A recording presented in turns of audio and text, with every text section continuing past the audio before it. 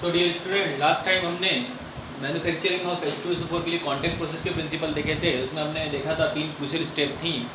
मैं फिर से बता देता हूँ। वहाँ पर सल्फ़र को बर्न किया जाता है, सल्फ़र डाइऑक्साइड में कन्वर्ट किया जाता है। सल्फ़र डाइऑक्साइड में कन्वर्ट करने के बाद वो जो सल्फ़र डाइऑक्साइड बनी है SO2 को फर्दर ऑक्सीडाइज किया जाता है into SO3 by the help of V2O5 vanadium pentoxide catalyst V2O5। और थर्ड स्टेप थी आपकी वो जो SO2 से SO3 बनी है, ऑक्सीडाइज होकर SO3 बनी है, उस SO3 को H2SO4 पर एब्जॉर्ब करवाया जाता है और ओलियम बनता है। तो ये 3 क्रूशियल स्टेप थी। उसके थर्मोडायनेमिक अपन लास्ट टाइम डिस्कस कर चुके थे कि कब आपको इसकी यील्ड ज़्यादा होगी। तो अपन ने देखा था चूँकि फॉर्मेशन की रिएक्शन एक्सोथर्मिक है, इसलिए लो टेम्परेचर और हाई प्रेशर पर ये जो इसकी यील्ड है ज़्यादा होगी। अब अपन इसके प्लांट का स्कीमेटिक देखते हैं। तो स्कीमेटिक में सबसे पहले जो टावर होता है, इसमें आप देख रहे होंगे ये बहुत बड़ी असेंबली होती है, बहुत मल्टी स्टोरी प्लांट होता है। पर अपन यहाँ पर एक छोटे से बोर्ड पर इसको बना रहे हैं, इसलिए आप इसको ये ना समझिए कि छोटे छोटे कॉलम है। यहाँ पर हर एक कॉलम एक मल्टी स्टोरी बिल्डिंग को रिप्रेजेंट कर सकता है। तो सबसे पहला टावर जो होता है वो होता है सल्फर बर्नर टावर। और यहाँ पर ये जो है कॉन्टैक्ट प्रोसेस बोलते हैं अपन, जो सल्फ्यूरिक एसिड बनाने की जो कॉन्टैक्ट प्रोसेस है उसका स्कीमेटिक अपन देख रहे हैं। तो सल्फर बर्नर टावर में सबसे पहले ऑक्सीजन को इंट्रोड्यूस कराया जाता है, हाई टेम्परेचर पर होने वाली ऑक्सीजन को। और ये हाई टेम्परेचर पर होने वाली ऑक्सीजन यहाँ रखे हुए सल्फर को इस टावर में बर्न करती है। और सल्फर बर्न होने के बाद SO2 बनता है, सल्फर डाइऑक्साइड। यहाँ पर ऑक्सीजन भी साथ में आती है जो ऑक्सीडाइज नहीं कर पाई है, वो रिमेनिंग ऑक्सीजन। और उसके साथ सल्फर की धूल, डस्ट आती है। और इस डस्ट को प्रेसिपिटेट करने के लिए जो SO2 और O2 के मिक्सचर को इसको डस्ट प्रेसिपिटेटर से पास किया जाता है, पास कराया जाता है। डस्ट प्रेसिपिटेटर इसको इसमें से डस्ट को प्रेसिपिटेट कर लेता है, बाहर निकालता है, और सिर्फ बचती है SO2 और O2। SO2 और O2 आगे जाती है वॉशिंग टावर में, वॉशिंग एंड कूलिंग टावर में। यहाँ पर इस SO2 को फिर से वॉश किया जाता है, कुछ दूसरी डस्ट वगैरह या कुछ इम्प्योरिटी वाली गैसेस ना हो, इसलिए उसको हटाया जाता है। तो वॉशिंग, और चूँकि आपने हीट किया है इसको, इसको बर्न किया है, तो यहाँ पर इसका टेम्परेचर ज़्यादा होता है, इसलिए इसको कूलिंग किया जाता है। तो वॉशिंग एंड कूलिंग टावर से में पास किया जाता है। यहाँ पर वाटर के स्प्रे कंटिन्यूसली उस गैस को ठंडा करते रहते हैं। जब वॉशिंग और कूलिंग टावर से गैस निकलती है तब उसमें वाटर की वेपर्स भी होती है, मॉइस्चर भी होती है। तो इस मॉइस्चर को हटाने के लिए इसको एक दूसरे टावर, जिसको अपन बोलते हैं ड्राइंग टावर में भेजा जाता है। ड्राइंग टावर में बेसिकली कॉन्सनट्रेटेड H2SO4 की स्प्रे इस गैस पर की जाती है, SO2 और O2 के मिक्सचर पर। तो वहाँ पर जो कॉन्सनट्रेटेड H2SO4 है वो वाटर वेपर को एब्जॉर्ब कर लेता है और वेस्ट एसिड के फॉर्म में उसको कलेक्ट कर लिया जाता है, उसमें वाटर वेपर एब्जॉर्ब हो जाती है। अब आपको जो मिलती है वो बिल्कुल ड्राई SO2 और O2 का मिक्सचर है, जो कूल हो चुका है, ठंडा हो चुका है। अब इसको एक आर्सेनिक प्यूरीफायर से पास किया जाता है, ताकि कुछ इम्प्योरिटीज़ को हटाने के लिए, जो कैटालिसिस की एक्टिविटी को स्लो ना करे, इसलिए आर्सेनिक प्यूरीफायर से इसको पास किया जाता है। और यहाँ पर आर्सेनिक प्यूरीफायर से पास करने के बाद यहाँ पर एक प्री हीटर होता है। प्री हीटर मतलब उस गैसियस मिक्सचर को, सल्फर डाइऑक्साइड और ऑक्सीजन के मिक्सचर को पर्टिकुलर टेम्परेचर तक हीट किया जाता है, ताकि ये अपनी एक्टिवेशन एनर्जी को अटेन कर पाए। तो प्री हीटर से आपने हीट कर लिया, अब SO2 और O2 का मिक्सचर कैटालिटिक कन्वर्टर नाम के टावर में पहुँचता है। तो ये जो टावर दिख रहा है कैटालिटिक कन्वर्टर है, ये कैटालिटिक कन्वर्टर नाम के टावर में पहुँचता है। तो यहाँ पर बेसिकली वो रिएक्शन होती है जो अभी अपन ने देखी थी, SO2 + O2, ये मिल जाएगी 2SO3। तो यहाँ पर ये रिएक्शन होती है, और यहाँ से जो बाहर निकलती है वो जो गैस होती है वो होती है सल्फर ट्राइऑक्साइड। और इस सल्फर ट्राइऑक्साइड को एक अगला टावर, जिसमें कॉन्सनट्रेटेड H2SO4 की स्प्रे कंटिन्यूसली स्प्रे की जाती है, वहाँ पर H2SO4 और SO3 ये दोनों मिलकर बनाते हैं H2S2O7 ओलियम, और इस ओलियम को यहाँ कलेक्ट कर लिया जाता है, तो क्वार्ट्ज भरा होता है। तो ये बेसिकली टावर है। तो कितने टावर देखें आप, 1 2 3 4 और 5 टावर होते हैं। वन इज बर्निंग टावर, दूसरा वॉशिंग टावर, तीसरा है ड्राइंग टावर, चौथा है आपका कैटालिटिक कन्वर्टर, और पांचवा है आपका जिसमें आप H2SO4 और SO3 की रिएक्शन कर पाते हैं। तो इसके बाद हम देखते हैं प्रॉपर्टीज़ ऑफ सल्फ्यूरिक एसिड। अच्छा, ये जो प्रोसेस बनी है आपकी, जो कॉन्टैक्ट प्रोसेस है, इससे जो सल्फ्यूरिक एसिड बेसिकली आपको मिलता है उसकी प्योरिटी होती है 96 to 98% तक प्योर आपको इससे H2SO4 मिल सकता है। चलिए आगे देखते हैं प्रॉपर्टीज़। प्रॉपर्टीज ऑफ H2SO4 में ज़रा सुनिएगा। Sulphuric acid is a colourless dense oily liquid. या आपने अपनी लैब में देखा है केमिस्ट्री में, डेंस ऑयली लिक्विड है, बहुत ज़्यादा स्पेसिफिक ग्रेविटी होती है, लगभग पानी के बाहर का दुगना वजन होता है इसमें। सेम वॉल्यूम का वाटर और सेम वॉल्यूम का आपने H2SO4 लिया तो H2SO4 का जो सल्फ्यूरिक एसिड का वेट है वो पानी के वेट का डबल होगा। जैसे 1 ml पानी का वजन 1 ग्राम है, वैसे ही 1 ml H2SO4 का वजन लगभग 1.8 ग्राम 1.85 ग्राम होता है 298 केल्विन पर। यह acid this acid freezes at 283 kelvin and boils at 611 kelvin. बहुत ज़्यादा हाई टेम्परेचर पर बॉयल होता है और बहुत ही लो टेम्परेचर पर फ्रीज होता है, -10 degree Celsius something. It dissolves in water with evolution of large quantity of it. ये ध्यान रखें। H2SO4 11th क्लास में मैंने आपको बताया है कि H2SO4 जब पानी से रिएक्ट करता है तो ये रिएक्शन जो होती है ये बहुत ही ट्रेमेंडस हीट लिबरेट करती है। ये एक्सोथर्मिक प्रोसेस है। तो जब भी आपसे बोला जाए कि किसी H2SO4 को के सैंपल को या डाइल्यूट करना है H2SO4 को, तो आप क्या करेंगे? पानी में एसिड मिलाएंगे या एसिड में पानी मिलाएंगे? तो आप हमेशा ध्यान रखें, जब भी आप H2SO4 को डाइल्यूट करें आप हमेशा कॉन्सेंट्रेटेड एसिड को पानी में डालें। ये गलती ना करें कि कॉन्सेंट्रेटेड H2SO4 के सॉल्यूशन में आप पानी डाल दें। अगर आप इस तरह से करेंगे तो tremendous amount of heat liberate होगी। और मतलब बेसिकली आप उल्टा कर रहे हैं। जब आप कॉन्सेंट्रेटेड एसिड में पानी डालते हैं तो you are going from a higher concentration to lower concentration. मतलब आप हाई कॉन्सेंट्रेटेड एसिड को लो कॉन्सेंट्रेशन में ले जा रहे हो बिकॉज ऑफ डाइल्यूशन। लेकिन अगर आप ऐसा करेंगे तो इसमें बहुत ज़्यादा हीट लिबरेट होगी, सडनली होगी। क्योंकि कॉन्सेंट्रेटेड एसिड में थोड़ा भी पानी डालेंगे तो ठीक वैसी रिएक्शन होगी जैसे कड़कड़ाते तेल में आप पानी डालते हैं। लेकिन अगर आप इसका उल्टा करते हैं कि कॉन्सेंट्रेटेड एसिड को पानी में डालेंगे तो कॉन्सेंट्रेटेड एसिड को पानी में डालने में आप जाते हैं from the lower dilution to the higher concentration. तो हायर कॉन्सेंट्रेशन की ओर जाएंगे और हायर कॉन्सेंट्रेशन की ओर जाएंगे तो आप देखेंगे जो हीट है वो सडनली जो लिबरेट होती है वो पानी जो ठंडा कूल पानी था वो एब्जॉर्ब करता जाता है। इसलिए इतना डेंजरस नहीं होता एसिड को पानी में मिलाना। तो इसलिए हमेशा याद रखें कि जब भी आपको सल्फ्यूरिक एसिड कोई भी एसिड को डाइल्यूट करने की बात हो तब आप हमेशा उस एसिड को वाटर में मिलाएंगे, ना कि उस एसिड में वाटर को मिलाएंगे। हमेशा आप एसिड लेंगे और उस एसिड को स्लोली पोर करेंगे उस वाटर में। चलिए नेक्स्ट आगे बढ़ते हैं। The chemical reactions of sulphuric acid are as a result of following characteristic. Chemical जो रिएक्शन है वो ऐसे मिलती है। लो वोलेटिलिटी, बहुत ही कम वोलेटिलिटी का अपन ने देखा, इसके बॉइलिंग पॉइंट 611 केल्विन है, तकरीबन 300 डिग्री तक ये उबलता है। अगला है स्ट्रॉन्ग एसिडिक कैरेक्टर, बहुत ज़्यादा एसिडिक है। और स्ट्रॉन्ग एफिनिटी फॉर वाटर, मतलब वाटर के लिए बहुत ज़्यादा एफिनिटी। अपन ने देखा था अभी कॉन्टैक्ट प्रोसेस में ड्राई करने के लिए भी सल्फ्यूरिक एसिड का यूज़ करते हैं। मतलब जिसको बनाना है उसी को यूज़ किया जाएगा SO2 और ऑक्सीजन का जो मिक्सचर था उसको ड्राई करने के लिए, क्योंकि सल्फ्यूरिक एसिड एक स्ट्रॉन्ग डिहाइड्रेटिंग एजेंट है, पानी खींचता है। दूसरा है ability to act as an oxidising agent in aqueous solution. Aqueous solution में ये ऑक्सीडाइजिंग एजेंट। तो इसके 4 प्रॉपर्टीज़ हैं। एक तो low volatility, strong acidic character, strong affinity for water and act as an oxidising agent in aqueous solution. तो अगर अपन इसका एनालिसिस देखें एसिड का, तो acid H2SO4 is a strong acid, one of the strong, जिसको अपन नॉर्मल लैंग्वेज में तेजाब बोलते हैं H2SO4 को। H2SO4 जनरली आप देखे होंगे अगर डेयरीज में H2SO4 जो टोटल लैक्टेट रेशो LR निकालने के लिए काम में आता है मिल्क की। लेकिन आजकल एडवांस इक्विपमेंट आ गए, मशीनरी आ गई, तो उसमें बहुत ही ज़रूरत नहीं पड़ती इसकी एसिड की। लेकिन पहले जो मैनुअली LR निकालते थे वो कॉन्सेंट्रेटेड H2SO4 की मदद से ही निकालते थे। दूसरा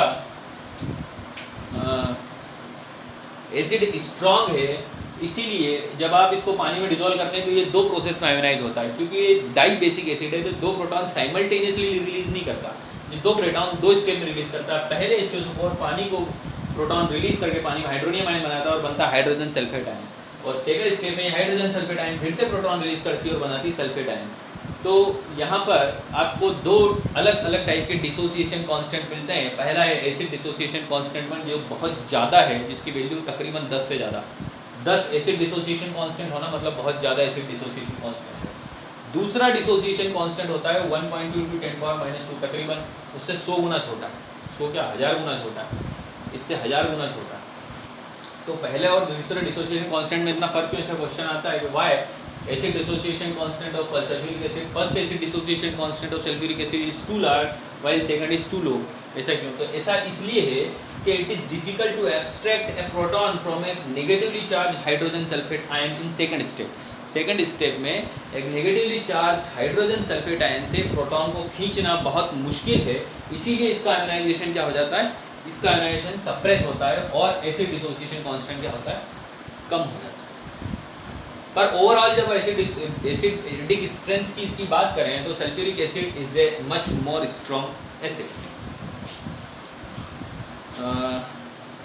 एसिड जो है ये दो तरह की सीरीज बनाता है सॉल्ट की, सल्फेट्स एंड हाइड्रोजन सल्फेट, जिसको पर सल्फेट या बाई सल्फेट भी बोलते हैं। तो सल्फेट्स होते हैं sodium sulphate, copper sulphate for example, और हाइड्रोजन सल्फेट में sodium hydrogen sulphate. Sulphuric acid because of its low volatility can be used in the manufacture of more volatile acid. कुछ acid है जिनको बनाने के लिए अपन देखेंगे आगे, कुछ एसिड है जिनको बनाने के लिए अपन ये भी यूज़ करते हैं, कौन, सल्फ्यूरिक एसिड, क्योंकि इसकी ज़्यादा वोलेटिलिटी के कारण ये आसानी से नहीं उठता, तो वो एसिड जिनकी लो वोलेटिलिटी है वो पहले बाहर आ जाते हैं, जबकि एसिड कौन, सल्फ्यूरिक एसिड बाद में बाहर आता है। दूसरा मोर वोलेटाइल एसिड, जैसे हेलो एसिड्स को बनाना है, आप रिएक्शन देख सकते हैं, हेलो एसिड को बनाना है तो अपन इसको यूज़ करते हैं, क्योंकि हेलो एसिड को उसके सॉल्ट से और हेलोजन को उनके सॉल्ट से रिप्लेस कर सकता है सल्फ्यूरिक एसिड। H2SO4 ये MX वाली रिएक्शन आप बुक में देखें। Concentrated sulphuric acid is an strong dehydrating agent, strong dehydrating agent है। Many wet gases can be dried by passing them through sulphuric acid. बहुत सारी गैसेस, जैसे अपन ने कॉन्टैक्ट प्रोसेस में देखा था कि उस गैस को ड्राई किया था अपन ने, मॉइस्चर हटाई थी by passing through a hydrogen sulphuric acid spray. तो वैसे इस गैस को, इस सल्फ्यूरिक एसिड को उसमें से मॉइस्चर हटाने के लिए यूज़ किया जाता है because of its strong dehydrating character. Sulphuric acid removes water from organic compounds. Organic compounds में भी वाटर खींच लेता है, मतलब उनके केमिकल स्केलेटन को तहस नहस करके वहाँ से पानी निकाल लेता है। जैसे ये ग्लूकोज की कैन शुगर की रिएक्शन दी है, कैन शुगर को आप पानी में डालते हैं तो सिर्फ सल्फ्यूरिक एसिड में डालते हैं तो सिर्फ कार्बन बचता है और बाकी सारा हाइड्रोजन और ऑक्सीजन पानी के फॉर्म में बाहर आता है, मतलब जहाँ पानी नहीं है वहाँ से भी खींच मारेगा। Hot concentrated sulphuric acid is a moderate strong oxidizing agent. जो हॉट कॉन्सेंट्रेटेड सल्फ्यूरिक एसिड है, ये ध्यान रखें आप, एक hot concentrated sulphuric acid moderate strong oxidizing agent है। In this respect it is intermediate between phosphoric acid and nitric acid. तो सबसे ये याद रखना ऑर्डर, सबसे ज़्यादा स्ट्रॉन्ग ऑक्सीडाइजिंग एजेंट होता है नाइट्रिक एसिड, ये अपन देख चुके हैं। उसके बाद आता है H2SO4 और सबसे वीक होता है H3PO4। H3PO4 तो अपन देखे थे कि ये फॉस्फोरस, हाइड्रोजन फॉस्फोरस बॉन्ड होने के कारण ये बेसिकली रिड्यूसिंग एसिड है, ऑक्सीडाइजिंग तो है। Both metals and non metals are oxidised by concentrated sulphuric acid. ये देख सकते हैं आप, उसमें बुक में रिएक्शन लिखिए। कॉपर अगर आप H2SO4 में डिजोल्व करेंगे तो कॉपर सल्फेट बन जाएगा। सल्फर आप H2SO4 में डिजोल्व करेंगे तो सल्फर डाइऑक्साइड बन जाएगी। कार्बन आप H2SO4 में डिजोल्व करेंगे तो आपको मिल जाएगी कार्बन डाइऑक्साइड। तो ये दोनों को, नॉन मेटल और मेटल दोनों को ऑक्सीडाइज कर सकता है। यूजेस देख लेते हैं। Sulphuric acid is a very important industrial chemical. A Nations industrial growth, industrial strength can be judged by the quantity of sulphuric acid it produces and consume. मतलब बहुत इतना इंपॉर्टेंट है कि किसी नेशन की आप इंडस्ट्रियल स्ट्रेंथ का इस बात से पता लगा सकते हैं कि वो नेशन कितना सल्फ्यूरिक एसिड प्रोड्यूस करता है और कितना कंज्यूम करता है। उससे आपको पता लग जाता है कि इसकी इंडस्ट्रियल स्ट्रेंथ कितनी होगी, क्योंकि हर एक इंडस्ट्री में सल्फ्यूरिक एसिड का कहीं ना कहीं किसी न किसी तरह से इन्वॉल्वमेंट है ही है। It is needed for the manufacture of hundreds of other compounds and also in many industrial process. The bulk of sulfuric acid produced is used in manufacture of fertilizers जैसे ammonium sulphate, super phosphate. Other uses इसके हैं petroleum refining में, manufacture of pigments, paints and dye stuff. Detergent industry में sulphuric acid का use होता है। Metallurgical applications में होता है और मेटलर्जिकल एप्लीकेशंस में इनेबलिंग के लिए यूज़ करते हैं, इलेक्ट्रोप्लेटिंग और गैल्वनाइजेशन के पहले। स्टोरेज, लेड स्टोरेज बैटरी, जो आप इन्वर्टर की सो कॉल्ड बैटरीज देखते हैं उनमें आप H2SO4 का यूज़ करते हैं। In the manufacture of nitrocellulose product, nitrocellulose के जो प्रोडक्ट होते हैं उनमें यूज़ करते हैं और as a laboratory reagent. So यहाँ पर अब नेक्स्ट आता है group 17 halogen family. Oxygen family आपकी फिनिश हो चुकी है, अब आता है आपका हेलोजन फैमिली। तो हेलोजन फैमिली जो एलिमेंट है ग्रुप 17 इनको हेलोजन बोला जाता है। Halogens means, halo means salt और जन मतलब origin, they are salt producer और they are originated from salt. these elements are fluorine, chlorine, bromine, iodine and acetylene. These are collectively called halogens. Fluorine और chlorine का जब इनमें जो group 17 के element में इनमें बहुत ज़्यादा सिमिलरिटी है। सिमिलरिटी दूसरे ग्रुप में के एलिमेंट में इतनी नहीं मिलती जितनी इनमें मिलती है। बहुत ज़्यादा सिमिलरिटी है और बहुत ज़्यादा रेगुलर ग्रेडेशन है उनकी फिजिकल और केमिकल प्रॉपर्टीज़ का। मतलब पूरे पैटर्न में फिजिकल और केमिकल प्रॉपर्टीज़ बढ़ती घटती हैं, जो कि किसी दूसरे ग्रुप में देखने को ये नहीं मिलता अपने को। उसके बाद अगर ऑकरेंस की बात करें तो ऑकरेंस के में फ्लोरीन और क्लोरीन फेयरली अबंडेंट है, जबकि ब्रोमीन और आयोडीन लेस अबंडेंट है, जबकि एस्टेटिन तो बहुत ही रेयर एलिमेंट है, रेडियो एक्टिव एलिमेंट है वो भी। ये जो एलिमेंट है group 17, these are highly reactive and non metallic elements. ये हाईली रिएक्टिव है और नॉन मेटालिक एलिमेंट्स हैं। Fluorine is present in fluorine fairly abundant है और इज प्रेजेंट इन इनसॉल्युबल फ्लोराइड जैसे calcium fluoride, fluorospar, Na3, sodium aluminium hexafluoride, जिसको अपन क्रायोलाइट भी बोलते हैं। पढ़ेंगे कि आपका मेटलर्जी का चैप्टर ही हटा दिया, उस मेटलर्जी के चैप्टर में इसका रोल पता चलता है आपको। तो क्रायोलाइट और फ्लोरोस्पार सॉइल में मिलता है, रिवर वाटर में मिलता है, प्लांट्स में, एनिमल्स में, एनिमल्स की बोन्स में आपको फ्लोरीन मिलेगा। फ्लोरोपेटाइट के फॉर्म में भी मिलता है, फ्लोराइड रॉक्स के फॉर्म में। उसके बाद जो दूसरे हैं क्लोराइड, ब्रोमाइड, आयोडाइड, ये बेसिकली सी वाटर में होते हैं। Chloride, bromide and iodide in the form of calcium, sodium, potassium और मैग्नीशियम के। इसके क्लोराइड, ब्रोमाइड, आयोडाइड मिलेंगे कैल्शियम के, सोडियम के, पोटेशियम के और मैग्नीशियम के। इन चारों के मेजर प्रोपोर्शन होते हैं, मेजर पोर्शन होते हैं। ऑल्दो सी वाटर का जो मेन कंस्टिट्यूएंट है वो सोडियम क्लोराइड है। सी वाटर में लगभग 2.5% सोडियम क्लोराइड होता है, मतलब 2.5 ग्राम नमक घुला होता है 100 ml पानी में लगभग। जब समुद्र का पानी सूख जाता है तो डिपॉजिट ऑफ सी कंटेन्स, जो आपको सफ़ेद दिखता है वो होता है कार्नेलाइट, KCl.MgCl2.6H2O प्लस NaCl का जो वाइट डिपॉजिट दिखता है सी वाटर ड्राई हो जाता है तो वो इसी का होता है, KCl.MgCl.6H2O plus NaCl। Certain forms of marine life contain iodine in their system.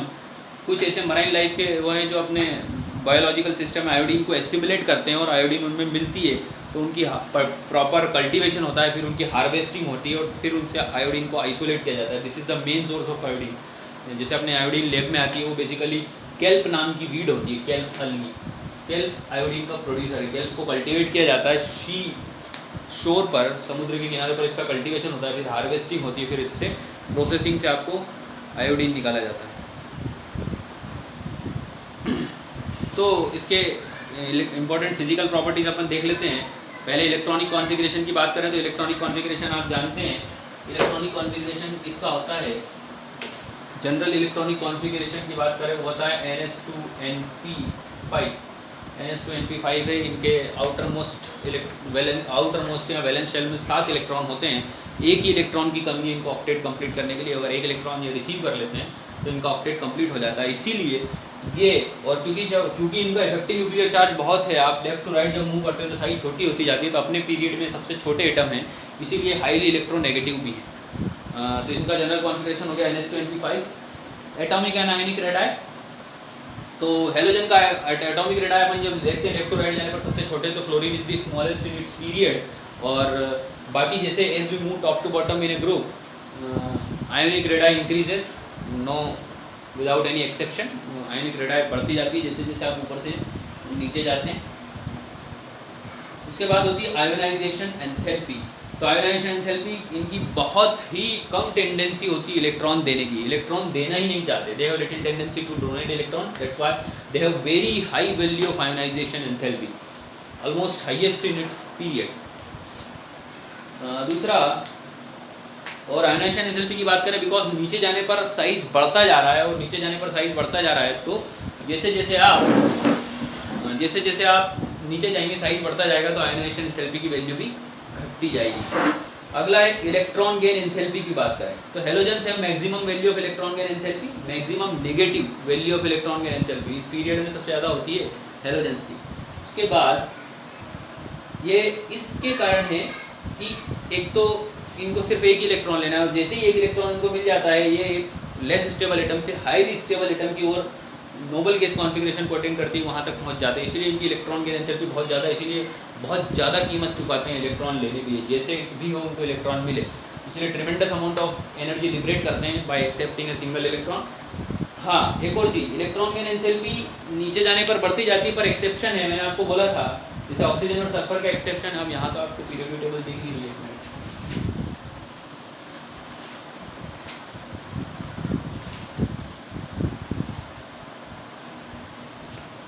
जैसा मैंने आपको सल्फर का एक्सेप्शन बताया था, वैसा के वैसा ही एक्सेप्शन यहाँ पर क्लोरीन का भी है। क्योंकि नीचे जाने पर साइज बढ़ती जा रही है, इसलिए इलेक्ट्रॉन लेने की टेंडेंसी भी बढ़ती जाती है, तो that's why electron gain enthalpy becomes less negative. वहाँ पर इलेक्ट्रॉन गेन एंथैल्पी की वैल्यू कम नेगेटिव होती जाती है। लेकिन क्योंकि अपन फ्लोरीन की बात करें तो फ्लोरीन स्मॉलेस्ट एटम है, तो इस छोटे से एटम में 9 इलेक्ट्रॉन ठूसे पड़े हैं बिल्कुल, और एक 10वां इलेक्ट्रॉन लेने के लिए उस 10वें इलेक्ट्रॉन को आने के लिए बहुत सारा इंटर इलेक्ट्रॉनिक रिपल्शन फील करना पड़ता है, और इसी इंटर इलेक्ट्रॉनिक रिपल्शन के चलते इलेक्ट्रॉन गेन एंथैल्पी की वैल्यू में थोड़ी कमी आती है, क्योंकि आपको somewhat amount of energy you have to spend to receive this electron. उस इलेक्ट्रॉन को रिसीव करने के लिए आपको कुछ ना कुछ एनर्जी खर्च करना पड़ेगी।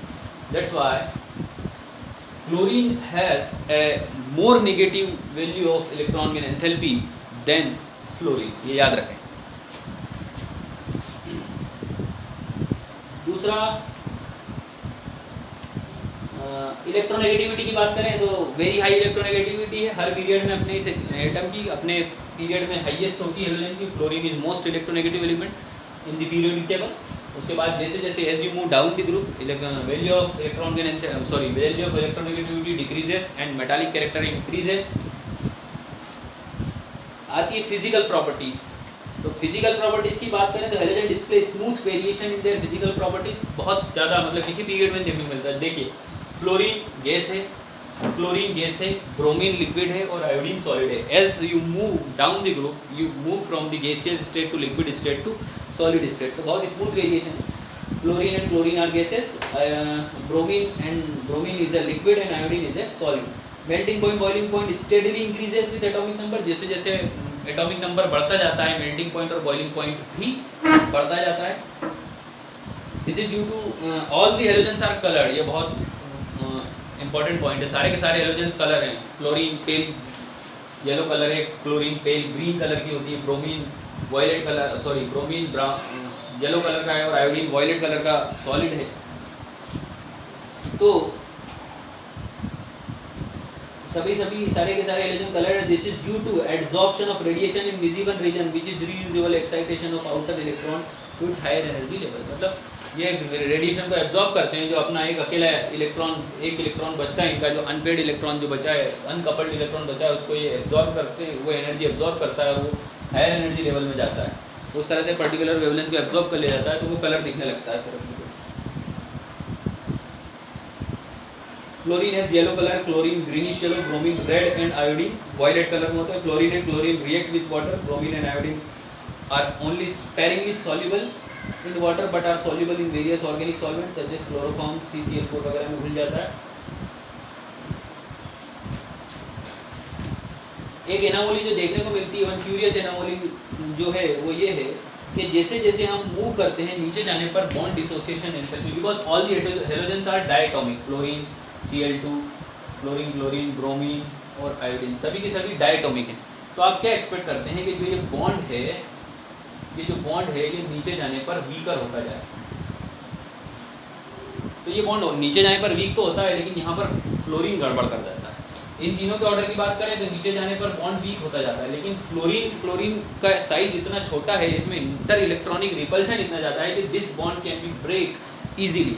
इसीलिए फ्लोरीन की जब आप बॉन्ड डिसोसिएशन एंथैल्पी की बात करें तो फ्लोरीन बेसिकली यहाँ आ जाती है। तो Cl2 के बाद आता है Br2 bond XX bond dissociation enthalpy के टर्म्स में अगर बात करें तो Cl2 के बाद आता है Br2, उसके बाद आता है F2 और सबसे लीस्ट है I2। Iodine bond is very easy to break. तो थैंक यू स्टूडेंट्स, अगला हम देखेंगे केमिकल प्रॉपर्टीज नेक्स्ट लेक्चर में। बाय।